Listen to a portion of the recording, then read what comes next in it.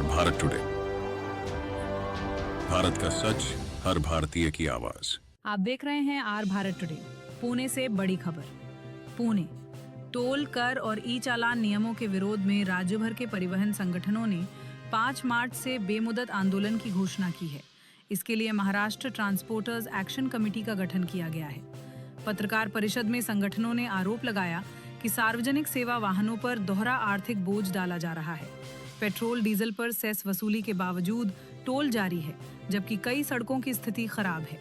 E चालान नियमों में हालिया बदलाव 50% अग्रिम भुगतान की शर्त और वाहन ब्लैकलिस्ट करने की प्रक्रिया को अन्यायपूर्ण बताया गया है। सरकार से तत्काल सकारात्मक निर्णय लेने की मांग करते हुए चेतावनी दी गई है कि मांगे नहीं मानी गईं तो राज्य भर में हड़ताल की जाएगी। रिपोर्ट दयावान कुमावत, आर भारत टुडे। सर्व वाहन आहेत त्यापैकी राज्य सरकारने जे घोषित केलेले आहे त्याच्यामध्ये 4,500 कोटीची चलनाची रक्कम आहे। आपण पुण्याचा जर विचार केला तर पुण्यात आता परवाशी पोलीस प्रशासनाने जारी केलेले आहे त्याच्यामध्ये 40 लाख वाहनांपैकी जवळ ते 25 ते 30 लाख ही चलनाची रक्कम बाकी आहे। त्याची रक्कम सांगतात ते पण अंदाजे 20 ते 25 कोटीच्या आसपास हा दंडाची रक्कम असू शकते असा अंदाज आहे। नवीनच एक ऍप्लिकेशन आलंय, ते ऍप्लिकेशन पोलिसांचे ट्रॅफिक कॉप त्याचं नाव आहे। त्या ऍप्लिकेशनच्या माध्यमातून कुठलाही सामान्य माणूस जर का त्याचं कोणाची वैयक्तिक भांडण जरी असेल तरी तो ऍप्लिकेशनचा मिसयूज करू शकतो। उदाहरणार्थ मी आता काही लोकांना काही पावत्या दाखवल्या। त्या पावत्यांमध्ये एका प्रायव्हेट मॉलमधल्या कर्मचाऱ्यांनी त्याची भांडणं झाली म्हणून त्यांनी स्विगी झोमॅटोवरती काम करणारा जो एक वर्कर आहे सामान्य, ज्याचं दिवसाचं उत्पन्न 300-400 रुपये असतं, त्याच्या बाईकचा फोटो काढला आणि तो ॲपवर टाकला। तो फोटो कुठलेही व्हेरिफिकेशन न करता तो अप्रूव्ह झाला आणि तो जो बाईक चालक आहे त्याला 500 रुपयाचा दंड बसला। आम्ही गेले 6-7 महिन्यांपासून गोष्टीचा फॉलोअप घेतोय। अजून 6-7 महिन्यामध्ये एकदाही त्या दंडाबाबत कुठली आम्हाला विचारणा झाली नाही किंवा तो दंड कॅन्सल झालेला नाहीये। अशा प्रकारचं ऍप्लिकेशन जर का महसूल जर का त्यांना ऑन करत असेल, 50,000 रुपयाचं बक्षीस दिलेलं आहे जो सगळ्यात जास्त फोटो अपलोड करेल अशा व्यक्तीवर, ते अत्यंत चुकीचं आहे। या प्रकारे शासनाच्या विविध गोष्टींचा गैरवापर करून जर का काही लोक उत्पन्न कमवत असतील, हे तुम्हाला मी फॉर एक्झाम्पल 2 फोटो दाखवतो। तिथेही कॅब उभी आहे, दिसते ती पार्किंग मध्ये उभी आहे। एका प्रायव्हेट मॉल मधला हा फोटो आहे। त्या कॅबवरती दंड पडलाय, म्हणजे जेव्हा फोटो अपलोड झाला तेव्हा कुठल्या तरी कंट्रोल रूम मधले बसलेल्या अधिकाऱ्यांनी हा फोटो अप्रूव्ह केलाय। लहान मुलगा पण सांगेल की हा रस्त्यावरचा फोटो नाहीये। असाच अजून एक त्याच मॉल मधला फोटो आहे की हा चौकोन दिसतोय पार्किंगचा, त्या पार्किंग मध्ये ती बाईक उभी आहे। एकतर प्रायव्हेट मॉल असेल तर तिथे तर विषयच येत नाही दंड टाकायचा, पण अशा प्रकारे गैरवापर होतोय। हे दंड आजचे कालचे नाही, हे दंड 6 महिन्यापूर्वीचे आहेत, त्याचा आम्ही फॉलोअप घेतोय, परंतु आज तक दंड माफ झालेला नाही। अशा प्रकारे जर का शासनाच्या विविध योजनांचा गैरवापर करण्यात आला तर सामान्य लोकांनी जगायचं कसं? आज जर का ज्या उत्पन्न 300 रुपये पर डे आहे त्या व्यक्तीवर 500-1000 रुपये दंड अशा प्रकारे जर का पडले तर त्यांनी तर अशा व्यक्तीला जीवच द्यावा लागेल। सरकारने असा कायद्यात बदल केला आहे की ज्या वाहनांवर ई चलन आहे त्यांनी ते भरलं नाही तर त्यांच्या वाहनाचा परवाना जो आहे, ड्रायव्हिंग लायसन, वाहनधारकाचा परवाना, तो निलंबित केला जाईल, सस्पेंड केला जाईल। आणि हा जो आहे तो भारतीय राज्यघटनेने जो बचावाचा अधिकार दिलेला आहे त्याचा भंग आहे। पण पूर्वी ज्यावेळेस तुम्हाला एखादा पोलिसांनी तुमच्यावर खटला भरला तर तुमचं लायसन, फिजिकल लायसन घेऊन तुम्हाला एल टाइम दिला जायचा। अशा कुठल्याही याच्यामध्ये प्राविधान नाहीये। शिवाय पोलिसांनी जे सांगितलं ते खरं मानून जर ते थेट शिक्षा करायचे अधिकारच पोलिसांना मिळाले त्यामुळे न्यायालयाचे अधिकार सुद्धा पोलिसांनी आपल्या हातात घेतले आणि त्यांनी असं सांगतायत की वाहतुकीला शिस्त लावण्यासाठी आम्ही करतोय। मला हे निदर्शनाला आणून द्यायचं की पुण्यासारख्या मोठ्या शहरात 50 लाख वाहने ती का झाली? सरकारच्या चुकीच्या धोरणामुळे, सार्वजनिक वाहतूक नीट नसल्यामुळे। रस्ते वाढले का? नाही वाढले। या वाहतुकीची जी बजबजपुरी झाली ती बजबजपुरी सरकार धोरणामुळे झाली आणि त्या बजबजपुरीचा नियम भंग झाला तर पुन्हा तुम्ही त्या ई चलनाद्वारे पैसे गोळा करतायत। मला आठवण करून द्यायची की 4 वर्षापूर्वी रिक्षा पंचायत, टेम्पो पंचायतने जिल्हाधिकारी कचेरीवर एका मोठ्या मागणीसाठी मोर्चा काढला होता की वाहतूक नियंत्रण शाखा जी आहे ती वाहतूक महसूल शाखा झाली। महसुलाचे प्रत्यक्ष अप्रत्यक्ष कराद्वारे राज्य आणि केंद्र पैसे गोळा करतं। आता त्या सगळ्या याच्यात वाहतुकीद्वारे महसूल गोळा करणं हा एक नवीन विभाग सुरू झालेला आहे। त्याचा थेट त्रास हा सामान्य माणसाला आहे। म्हणून एक शेवटचं वाक्य सांगतो, तुम्ही मगाशी प्रश्न विचारला होता की लोकांना त्रास होणार नाही का? तो लोकांना हा त्रास होऊ नये म्हणून हे आंदोलन आहे. लोकांना त्रास व्हावा म्हणून.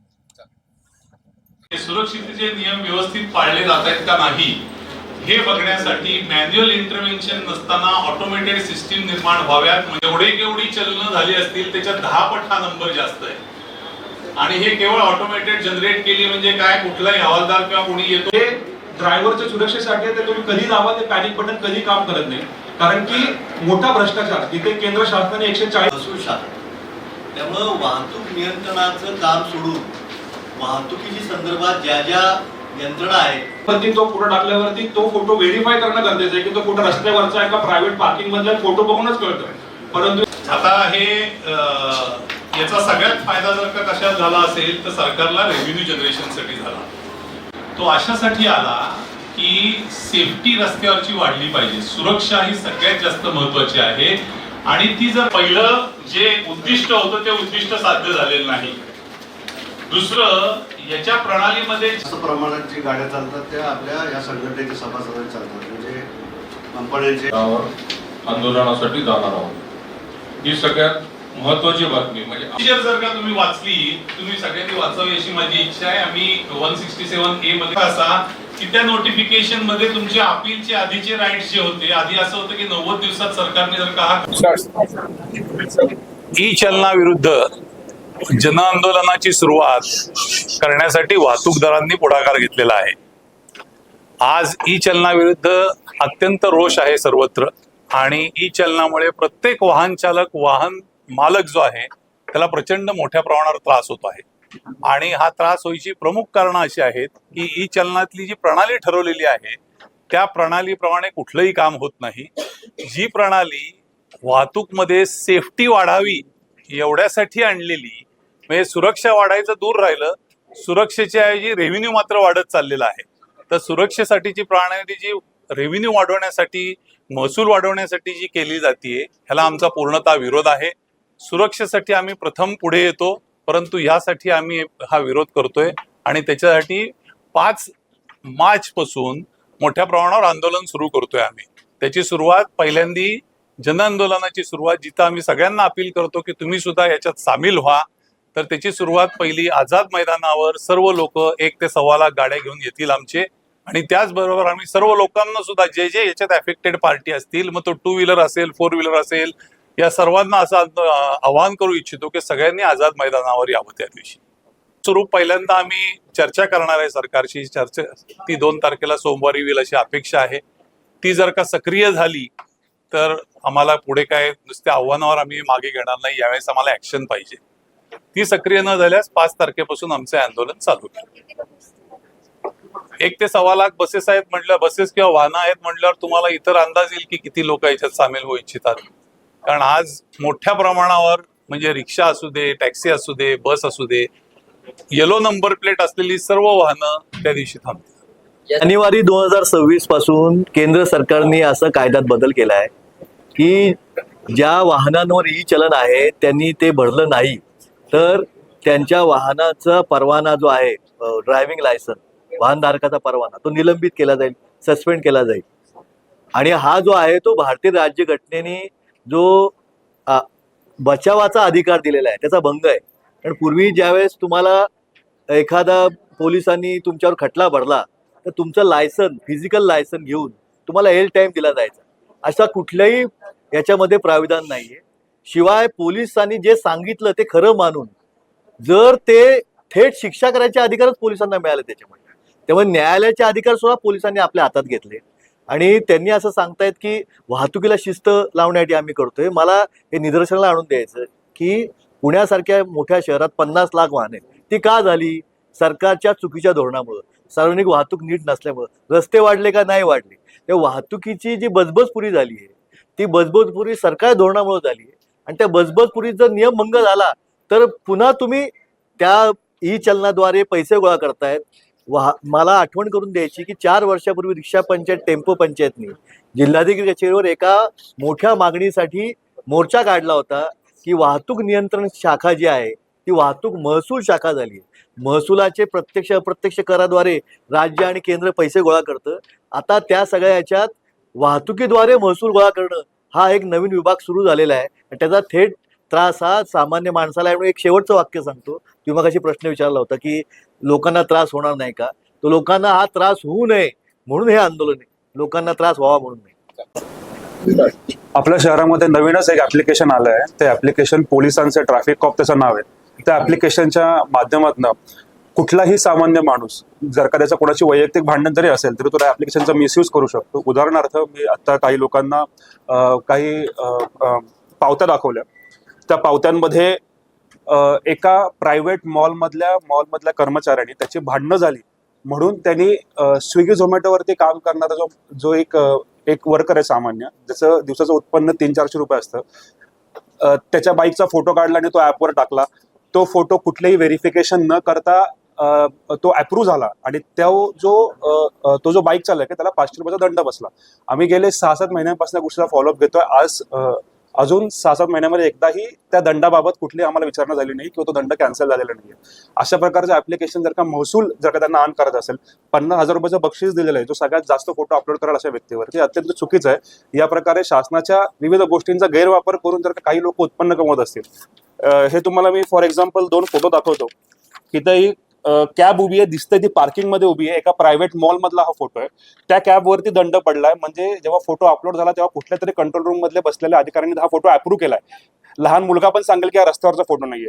असाच अजून एक त्याच मॉल मधला फोटो आहे की हा चौकोन दिसतोय पार्किंगचा. त्या पार्किंग मध्ये ती बाईक उभी आहे. एकतर प्रायव्हेट मॉल असेल तर तिथे तर विषयच येत नाही दंड टाकायचा, पण अशा प्रकारे गैरवापर होतोय. हे दंड आजचे कालचे नाही, हे दंड 6 महिन्यापूर्वीच आहेत. त्याचा आम्ही फॉलोअप घेतोय, परंतु आज तक काही दंड माफ झालेला नाही. अशा प्रकारे जर का शासनाच्या विविध योजनांचा गैरवापर करण्यात आला तर सामान्य लोकांनी जगायचं कसं? आज जर का ज्या व्यक्तीचं उत्पन्न 300 रुपये पर डे आहे त्या व्यक्तीवर 500-1000 रुपये दंड अशा प्रकारे जर का पडले तर त्यांनी तर अशा व्यक्तीला जीवच द्यावा लागेल. 15 लाख रिक्षा, टॅक्सी, बस, ट्रक अशी सर्व वाहनं आहेत. त्यापैकी राज्य सरकारने जे घोषित केलेले आहे त्याच्यामध्ये 4,500 कोटीचे चलनाची रक्कम आहे. आपण पुण्याचा जर विचार केला तर पुण्यात आता परवाशी पोलीस प्रशासनाने जे जारी केलेलं आहे त्याच्यामध्ये 40 लाख वाहनांपैकी जवळ ते 25 ते 30 लाख ही चलनाची रक्कम बाकी आहे. त्याची रक्कम सांगतात ते पण अंदाजे 20 ते 25 कोटीच्या आसपास हा दंडाची रक्कम असू शकते असा अंदाज आहे.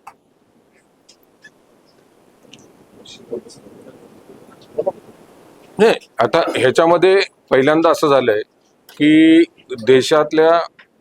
राज्यातल्या शालेय विद्यार्थी वाहतूक, नंतर कंपन्यांना स्टाफ देणाऱ्या बसेस, ते सगळ्या बसेस, रिक्षा, ट्रक, टेम्पो, हे सगळे घटक याच्यामध्ये सामील आहेत. त्याचबरोबर आमची जी दुसरी संघटना आहे की 55 RTO मध्ये आमचे 25,000 प्रतिनिधी काम करतात, ते पण 5 तारखेपासून या संपात पूर्णपणे सामील.